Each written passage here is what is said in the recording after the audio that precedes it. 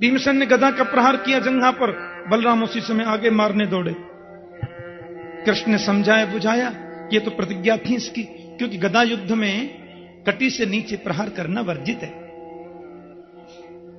पर जब प्रतिज्ञा सुनी तो बलराम जी वापस तीर्थ यात्रा में चले गए और कह गए जब पूरा हो जाए तो सूचना दे देना, आ जाऊंगा। बोलो जय श्री कृष्ण। कृष्णस्यासीत् सखा कश्चित् ब्राह्मणो ब्रह्मविद् नमः विरक्त इंद्रियार्थेषु प्रशांतात्मा जितेंद्रिय। बहुत ध्यान से सुनने की बात बता रहे हैं सुखदेव स्वामी। श्री कृष्ण के बचपन के सखा हैं, नाम क्या है? सुदामा। कुछ लोग ये कहते हैं कि सुदामा का नाम नहीं है भागवत में। अरे नाम से क्या खीर खानी है? सुदामा के जीवन से शिक्षा क्या मिलती है उसको जीवन में उतारो ना, नाम के पीछे दौड़ रहे हैं। भागवत की पुष्पिका में लिखा है श्री दाम चरिते। श्री दाम सुदामा एक ही बात है। गुजरात में तो सुदामा कोई कहते नहीं, श्रीदाम ही बोलते हैं। आप गुजरात में कहो तो सुदामा कृष्ण कोई नहीं बोलता, श्रीदाम और कृष्ण बोलते हैं। अपन लोग उसको सुदामा बोलते हैं, बात एक ही है, कोई अंतर नहीं है। और सुखदेव जी की नजर में तो व्यक्ति के जीवन से शिक्षा कितनी मिलती है वो महत्वपूर्ण है, उसके नाम के पीछे नहीं भागते। एक आदमी बोले महाराज सुदामा के माता पिता का नाम क्या था? मैंने कहा पिताजी का नाम था हरि नारायण, माता का नाम था लक्ष्मी माता। बोले कहां लिखा है? हमने कहा ढूंढते रहो। बोलो जय श्री कृष्ण। खामा ही खां। बोले माता जी क्या थी, पिताजी कहां है? अरे जिनसे तुम्हें शिक्षा मिलती है उस शिक्षा को ग्रहण करो ना, नाम के पीछे काय को भागते हैं? सुखदेव जी कहते हैं कृष्ण स्यासीत सखा कश्चित ब्राह्मणो ब्रह्मवित्तम। अच्छा एक बात आपसे कह दो, सुदामा जी के लिए जिन विशेषणों का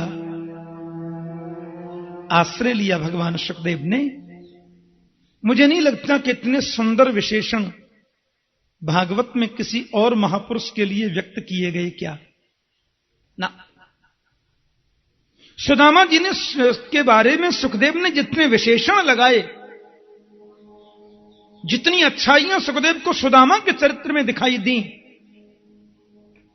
उतना किसी और के चरित्र में सुखदेव स्वामी ने नहीं कहा। कृष्ण स्यासीत सखा कश्चित। कैसा है कृष्ण का सखा? बोले ब्राह्मणो ब्रह्मवित्तम।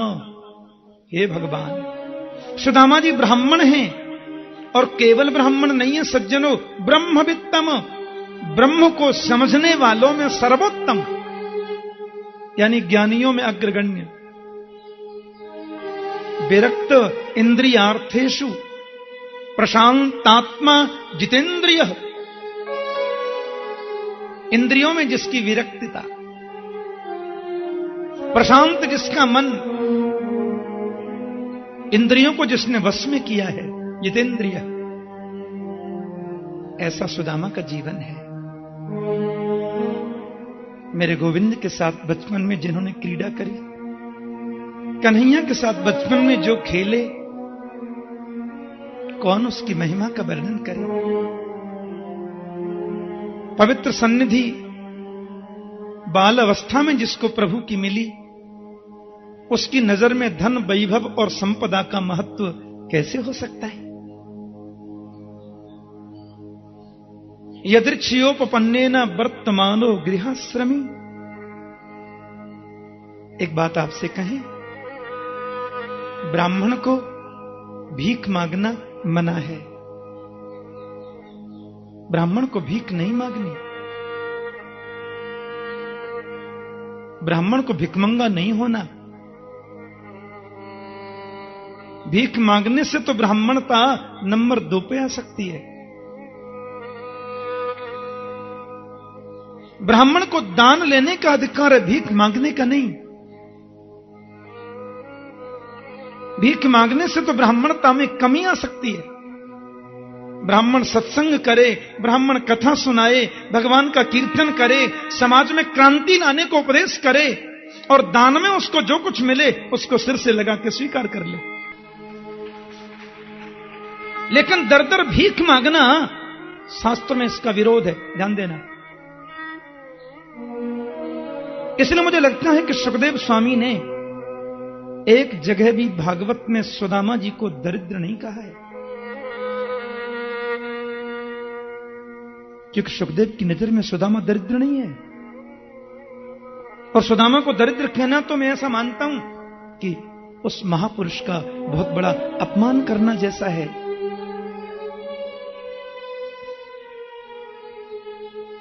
और सुदामा तो दरिद्र है भी नहीं। दरिद्र कौन होता है? भागवत में लिखा है कि दरिद्रो यस्त संतुष्टो कृपणो योजितेन्द्रिय। दरिद्र वो है जो असंतोषी है, और जब वही संतोष धन सब धन धूरि समान। संतोष रूपी धन जिसके जीवन में आ जाए उसके लिए तो पूरा धन धूल के समान है। सुदामा संतोषी है, दरिद्र नहीं। सुदामा गरीब है, दरिद्र नहीं। सुदामा की धोती फटी हो सकती है, दरिद्र नहीं। सुदामा के घर में सवेरे भोजन हो जाए तो शाम के लिए 2 दाने अन्न के नहीं बचते, बिल्कुल सही बात है। सुदामा के घर की दीवार ऐसी है कि पड़ोसी का पानी भी बिना किसी रोक टोक सुदामा के घर में आता है, एकदम सही बात है। सुदामा की छत ऐसी है मकान की कि सूर्य नारायण की रोशनी 12 घंटे पूरी मकान में आती है, एकदम सही बात है। सुदामा की धोती 20 जगह से फटी है, बिल्कुल सही बात है। सुदामा के शरीर की एक एक हड्डी चमकती है, बिल्कुल सही बात है। सुदामा के पास एक बर्तन साबुत नहीं है, बिल्कुल सही बात है। पर सुदामा दरिद्र है, बिल्कुल गलत बात है। दरिद्र नहीं। विरक्त इंद्रियार्थेषु प्रशांतात्मा जितेंद्रिय। और दरिद्र है यस्तु असंतुष्ट, ये तो परम संतोषी है। सुदामा की पत्नी कैसी है? बोले पतिव्रता पतिम प्राह म्लायता वदनेन सा दरिद्रा सीदमाना सा वेपमानाभिगम्य च। सुदामा जी की जो पत्नी है वो परम पतिव्रता है, परम पतिव्रता। और कैसी है? बोले दरिद्रा सीद मानासा। एक सज्जन बोले जब पत्नी दरिद्र है तो पति दरिद्र नहीं हुए क्या? मैंने कहा देखो सुखदेव जी महाराज दुनिया के मुझे लगता है बड़े स्पष्ट और बड़े अद्वितीय वक्ता हैं। सुखदेव भगवान कोई भी प्रसंग पारिवारिक पृष्ठभूमि में नहीं कहते। घर में 4 व्यक्ति हैं और चारों में चारों के जो जो स्वभाव है सुखदेव उसका वर्णन कर देते हैं निसंकोच। सुदामा जी महाराज की पत्नी के मन में इच्छा रहती है कि पड़ोसी की तरह हमें धन मिले, हमारे यहां भी वैभव मिले, थोड़ा असंतोष मन में व्यक्त करती है, इसलिए दरिद्रा सीदमाना सा। सुदामा जी महाराज ने कभी धन को प्राथमिकता दी ही नहीं, इसलिए विरक्त इंद्रियार्थेषु प्रशांतात्मा जितेंद्रिय।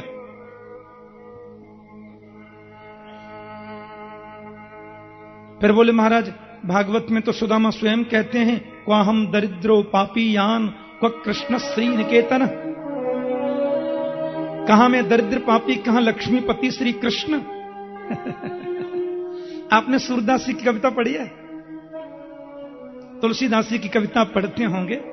सूरदास जी लिखते हैं मौसम कौन कुटिल खल कामी। अब आप बताओ सूरदास जी कुटिल हैं? सूरदास जी खल हैं? सूरदास जी कामी हैं?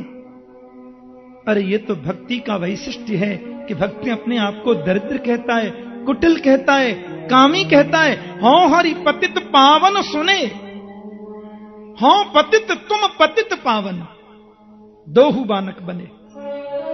सूर कहते हैं मैं पतित हूं, तुम पतित पावन हो।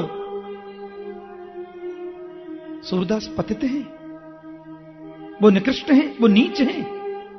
एक जगह तो वो कहते हैं ऐसो नमक हरामी, हे भगवान। सूरदास अपने आप को नमक हरामी बोलते हैं, नमक हरामी है। ये भक्त की दीनता है। क्वाहम दरिद्रो पापी यान, को कृष्ण श्री निकेतन। सुखदेव की भाषा में सुदामा दरिद्र नहीं है। सुखदेव तो कहते हैं विरक्त इंद्रियार्थेषु प्रशांतात्मा जितेंद्रिय। अच्छा, कभी मान लो सत्संग नहीं हुआ, कथा नहीं हुई, सुदामा की फैक्ट्री तो चलती नहीं, परिवार चले कैसे? बोले दान में जो मिल जाए उसे सहर्ष ले लेते। और कभी नहीं मिलने पर, खेत कट जाने पर सिलोंच वृत्ति से भी काम कुछ दिन चल जाता। कई दिन पानी पी के ही निकाल देते, पर मांगते नहीं किसी से। उपनिषदों में कथा आती है, कोई महात्मा थे, कोई संत थे। प्यार से बोलो जय श्री कृष्ण। उपनिषदों में आती कथा।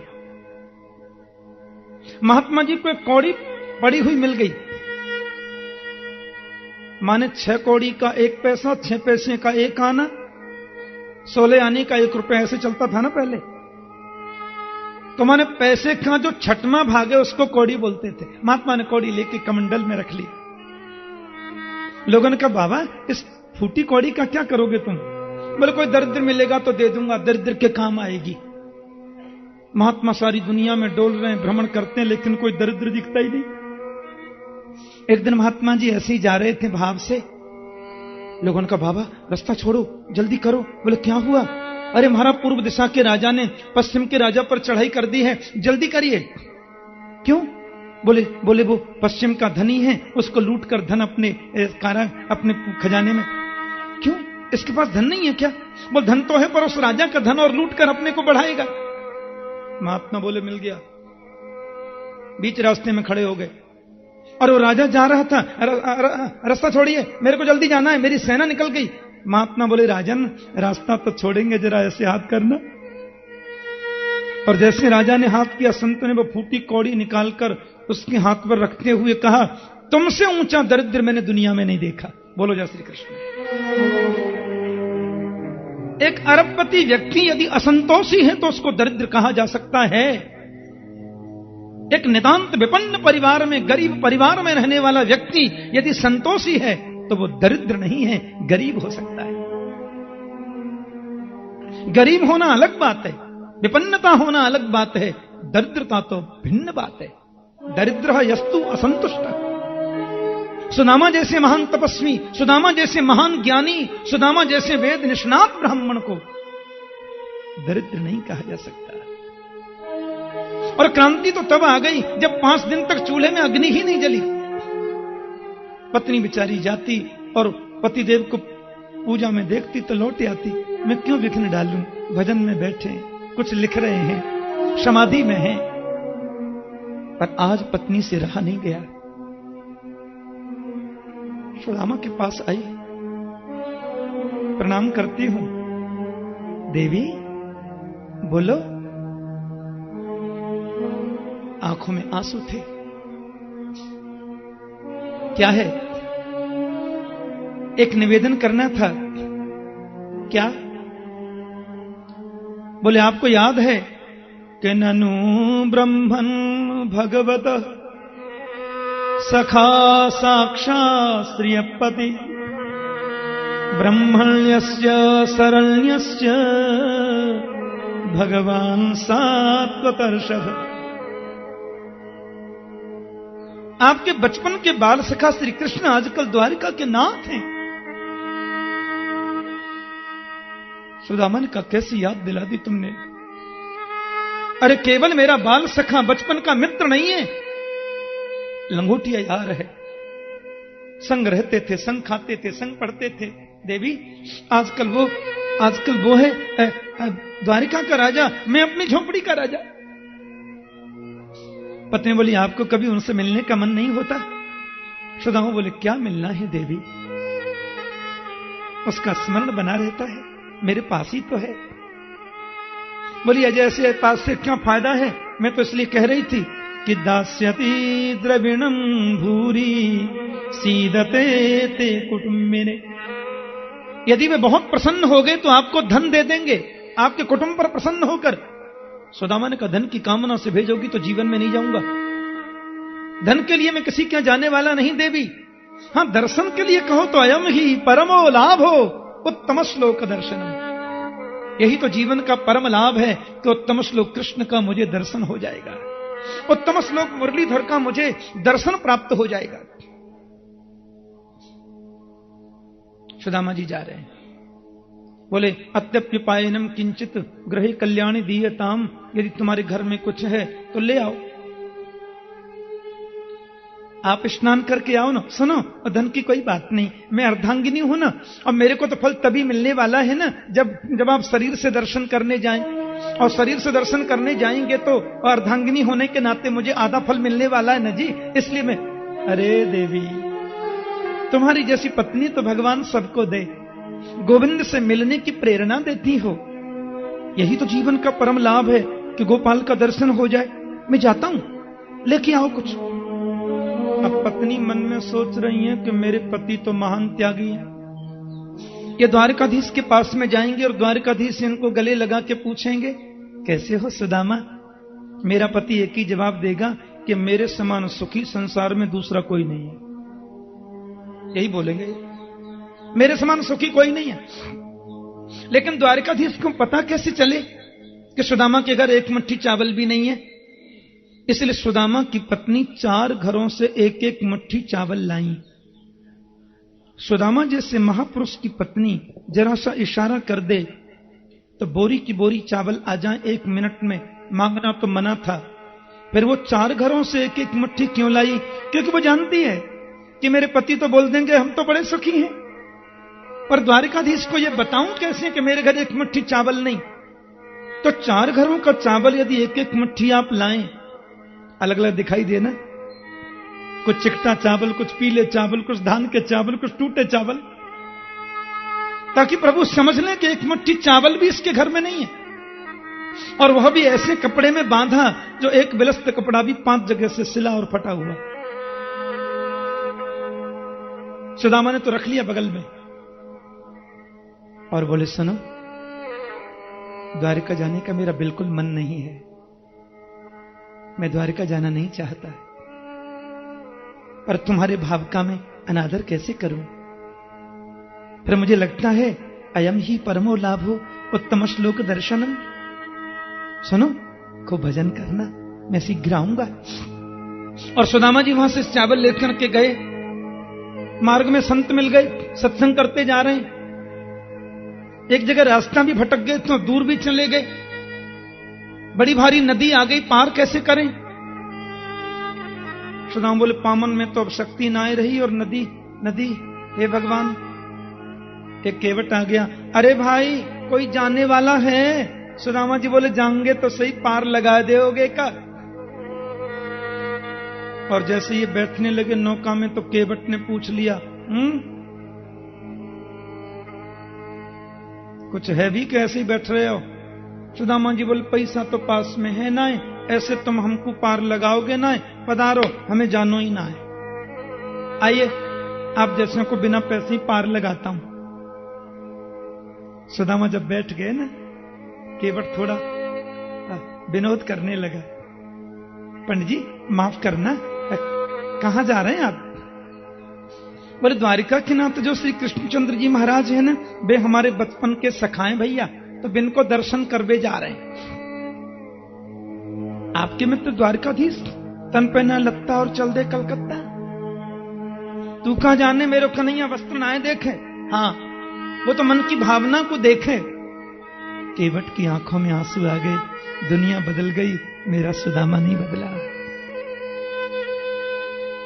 केवट जी, पार आपने लगा दिया, धन्यवाद। एक बात बताओ, यहां से द्वारका दूर कितनी है? पंडित जी, बहुत दूर तो नहीं है, पर आपके शरीर को, श्री विग्रह को देखकर मैं अनुमान लगा सकता हूं कि आप कितने बड़े बलवान हैं। आपके शरीर की एक एक हड्डी को कोई भी गिन सकता महाराज। 1 महीना लग जाएगा आपको तो जाने में, रास्ता भी भूल गए, आप गलत आ गए, पर ठीक है ऐसे जाइए, पहुंच जाएंगे। सुदामा जी नदी के किनारे बैठ गए, इतनी दूर आकर के बस गया, कन्हैया रास्ता ही भूल गया, मैं तो दुबला पतला ब्राह्मण, 1000 बार तुम्हारी गर्ज पड़े तो हमको बुलाओ नहीं, हम तो यहीं पर सो रहे हैं। भूख लगती है, प्यास लगती है, जिंदगी अब उदास लगती है, कैसे आऊं मैं द्वारिका तेरी, आश भी अब निराश लगती है। एक बात कहूं, मांगने से व्यक्ति का आत्मबल कमजोर हो जाता है। मांगना कभी नहीं चाहिए। रही मन बो नर मर चुके जो कहूं मांगन जाए, पर उनसे पहले वो मरे तिन मुख सो निकसत नाय। लेकिन किसी से भी मत मांगो, और भागवत में तो वर्जन है कि भगवान से भी मत मांगो। क्या मांगना दुनिया का वैभव, भगवान से भी मांगना है तो भगवान को मांगो। भगवान को मांगना है, भगवान से नहीं मांगना। बोलो जय श्री कृष्ण। सुदामा ने कहा, बेटियां बेटी धन संपत्ति वैभव तो चाहिए नहीं, केवल तुम्हारा दर्शन करने आ रहा था, तुम्हारी 1000 बार गर्ज पड़े तो बुलाओ नहीं, अपन तो नींद पे सो रहे हैं। हाथ की तकियां लगाई और सो गए। और सोए थे नदी के किनारे सज्जनों, आंखें खुली तो सुदामा द्वारिका में है। आंखें खुलती द्वारिका है, बड़े बड़े प्रासाद, बड़े बड़े महल, सुवर्ण मंडित दरवाजे। जय श्री कृष्ण, जय श्री कृष्ण, जय श्री कृष्ण लोगों के मुख से उच्चारित हो रहा है। वृक्षों की डालियों पर बैठे हुए पक्षी भी मानो कृष्ण नाम की ध्वनि कर रहे हैं। सुदामा का बड़ी सुंदर लग रही है। मैं सो तो नहीं रहा हूं, फिर कहते हैं सो तो नहीं रहा हूं, मैं तो बिल्कुल जगा हुआ हूं। पर ये नगरी आई तो आई कहां से? अब उनको लगा कि तो बड़ी सुंदर नगरी है। मुख्य द्वार पे आ गए। सुनो, जो लोग बड़े होते हैं ना, उनमें बड़प्पन होता है। उनकी रहन सहन, खान पान, सब में बड़प्पन है। सुदामा जी महाराज ने मुख्य द्वार पे जाके देखा, प्रभु के पार्षद खड़े और दोनों ही बड़े विनम्र हैं। भाई जी, ये कौन सी नगरी है? जी द्वारिकापुरी है साहब। ओहो, तब तो वही द्वारिका होगी ना जो मेरे प्रिय मित्र कृष्ण की द्वारिका है। जी साहब, हमारी द्वारिका के नाथ प्रभु कृष्णचंद्र जी ही हैं। सुदामा ने कहा, सुनो, ये फूटा हुआ लोटा, टूटी हुई छड़ी, उधरी हुई रस्सी, पैरों में फटी हुई बिबाई, इन सब को देख करके तुम ये मत समझना कि मैं कुछ मांगने आया हूं। मुझे कुछ नहीं चाहिए। मैं सुदामा, गोविंद के बचपन का सखा, गुरुकुल में साथ में पढ़े हम लोग। एक बार कन्हैया का दर्शन करा दो, एक बार मेरे गोविंद से मुझे मिला दो।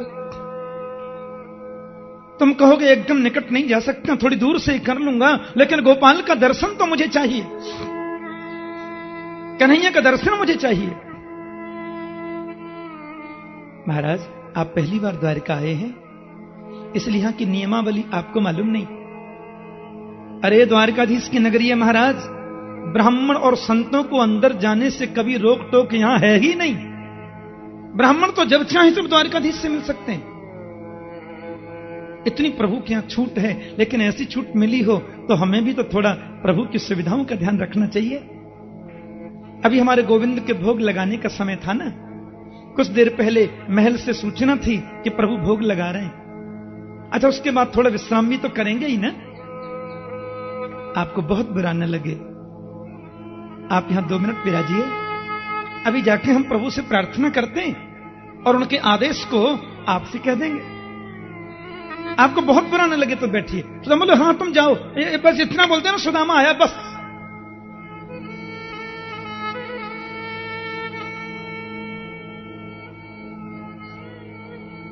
यही तो मेरी इच्छा है। गोविंद के पास में सूचना गई, महाराज मुख्य द्वार से जय विजय दोनों आए हैं आवश्यक निवेदन लेके। हाँ हाँ कहो क्या बात है? प्रभु एक बहुत जरूरी निवेदन करना था। किसी सिपगान जगा तन पे प्रभु जानी को आनी बसो के ही गाम। धोती फटी सिलटी दुपटी और पाय पार की नहीं क्षमा। द्वार खड़ो द्विज दुर्बल एक रहो चक सो वसुधा अभिराम। कि पूछत दीन दयाल को धाम बतावत आपनो नाम सुदाम। एक नितांत विपन्न ब्राह्मण द्वार पे खड़ा है, बहुत गरीब ब्राह्मण द्वार पे खड़ा है। सिर ढकने को वस्त्र नहीं है, हमने देखा। धोती जो पहनी है वो फटी हुई, नस नस जिसकी दिखाई दे रही है, इतना कमजोर। और उसके मस्तिष्क का तेज बता रहा है बहुत बड़ा ब्राह्मण है, कोई बहुत बड़ा विद्वान ऋषि है। उन्होंने बताया कि बचपन में वो आपके संग क्रीड़ा करते थे, खेलते थे। केशव याद आया, नाम सुदामा बताया, आपका दर्शन करना चाहते हैं, एक क्षण दर्शन मिल जाए, उनकी बड़ी अभिलाषा है। क्या आज्ञा है? क्या कहा? सुदामा जी को तुम लोग लेकर के नहीं आए अंदर? यानी कि सुदामा जी द्वार पर खड़े, मुख्य द्वार पर तुम लोग। मेरे गोविंद तो महाराज जो दौड़ लगाई कि नहीं आने, चरण पादुका तो पहनना ही भूल गए, पिछवाई कहां उतर गई मालूम नहीं, मोरपंख कहां गिर गया मालूम नहीं, कहां है सुदामा, कहां है आदरणीय सुदामा। दौड़ते जा रहे हैं गोविंद, पूरी द्वारका में हड़कंप मच गया। महामंत्री उद्धव भाई क्या हुआ? दरबान बोले हमसे गलती हो गई, कोई ब्राह्मण मिलने आया, हमने बता दिया, नंगे चरणों से प्रभु दौड़ते जा रहे हैं। अब तो पीछे महामंत्री चल रहे हैं, पीछे उनके सेनापति भी चल रहे हैं। आखिर कौन व्यक्ति आया? एक डोरी पार करी, दूसरी पार करी, तीसरी पार करी, चौथी, पांचवी, छठवीं पार करी, सातवीं डोरी पार करके गोविंद ने देखा बाहर सुदामा बैठे, और दोनों हाथ फैलाकर गोविंद दौड़ कर गए, सुदामा को उठाकर के अंक में भर लिया। देख सुदामा की दीन दशा, करुणा करके करुणा निधि रो। पानी परात खुहात छुयो नहीं, नैनन के जल सौ पग धो। एक बार तो गोविंद के नेत्रों से आंसू झर पड़े, और सुदामा को अंक में भर के प्रभु जब रोने लगे, पीछे खड़ा है बृहस्पति का परम प्रिय शिष्य, मेरे गोविंद का सखा, यदुवंशियों का महामंत्री उद्धव हिलकियों से रो रहा है। मैं कितना बड़ा भाग्यवान हूं, ऐसे करुणा के सागर प्रभु के महामंत्री होने का मुझे गौरव प्राप्त है। उनके पीछे परमात्मा का सेनापति खड़ा है, और वह भी कहता, वाह रे गोविंद, इस फटेहाल ब्राह्मण का इतना सत्कार।